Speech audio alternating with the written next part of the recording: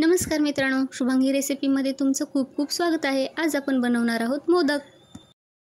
तर इथं आपण घेतलेला आहे रवा, त्याच्यामध्ये थोडंसं मीठ टाकायचं आणि ते रवा पाणी ओतून आपण ते मळून घ्यायचं आहे।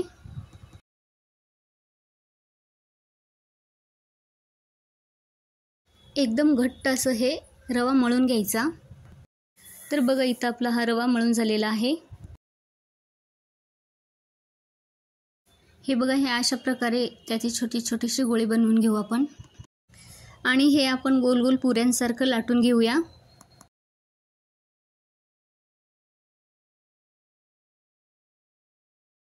इथं बघा सगळ्या आपल्या पुऱ्या लाटून झालेल्या आहेत। इथं मी एका ताटामध्ये खोबरं घेतलेलं आहे। 1 वाटी खोबरं, 1 वाटी साखर, त्याच्यामध्ये थोडेसे काजू बदाम, ते आपल्याला मिक्सरमधनं काढून घ्यायचे। आता आपण त्या लाटलेल्या पुऱ्यांमध्ये ते खोबरं चमच्याने घालून घेऊ आणि हे दोन्ही हाताने मी मोदक कसं बनवते ते तुम्ही बघा।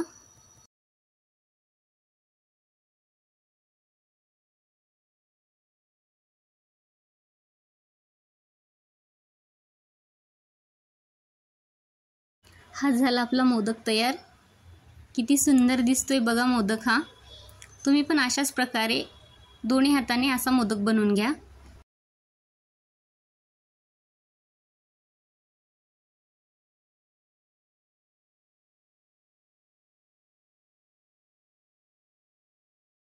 अशा प्रकारे हे सर्व मोदक आपण असं बनवून घेऊ।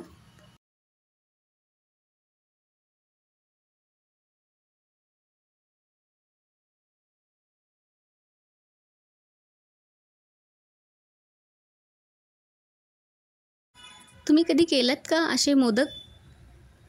केले नसतील तर तुम्ही लगेच ट्राय करा।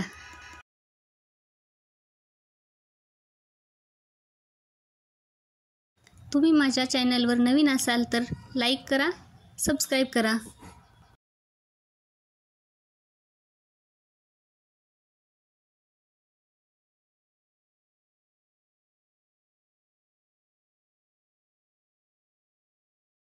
इथं आपले सर्व मोदक तयार झालेले आहेत।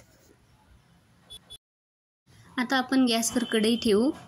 कढईमध्ये तेल घालूया आणि ते एक एक मोदक तेलामध्ये सोडू। तेल पण आपलं खूप छान गरम झालेलं आहे। एकदम मंद आचेवर आपल्याला हे मोदक तळायचेत।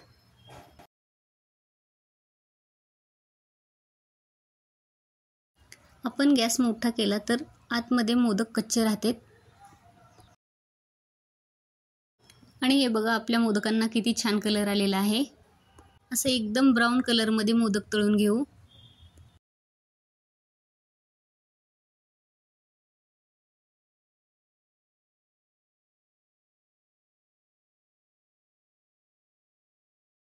तर इथं आपले सर्व मोदक तळून झालेले आहेत।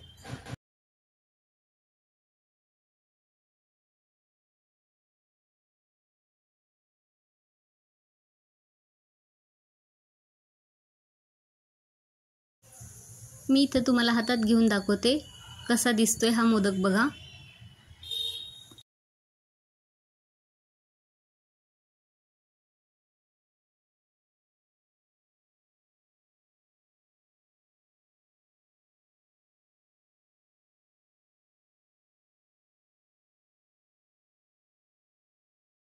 आणि मला कमेंटमध्ये सांगा तुम्ही बनवलेले मोदक कसे झालेत ते।